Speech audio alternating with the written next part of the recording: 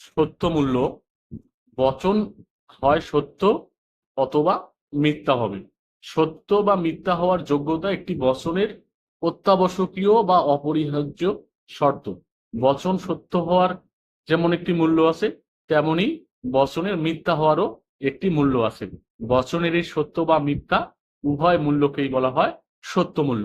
আমরা জানি একটি যৌগিক বচনের সত্য মূল্য নির্ভর করে উক্ত বচনের উপাদান বা অঙ্গ বচনের সত্যতার উপর। যেমন রাচেল গণিতবিদ এবং দার্শনিক, এই যৌগিক বচনের সত্য মূল্য নির্ভর করবে রাচেল একজন গণিতবিদ এবং রাচেল একজন দার্শনিক এই উভয় বচনের সত্য মূল্যের উপর। তাই যৌগিক বচনের কে বলা হয় সত্যাপেক্ষক যৌগিক বচনও বলা হয়ে থাকে, কেননা একটি যৌগিক বচনের সত্য মূল্য অর্থাৎ এর সত্যতা বা মিথ্যাত্ব অপেক্ষা রাখে এর উপাদানগত বা অঙ্গ সমূহের বচনের সত্যতার উপর। দুই বা ততোধিক সরল বচনকে যুক্ত করে একটি যৌগিক বচন গঠিত হয়, অর্থাৎ যৌগিক বচন গঠনে যে সংযোজক চিহ্ন ব্যবহার করা হয় তাকে বলা হয় সত্যাপেক্ষক সংযোজক বা যৌগিক সংযোজক।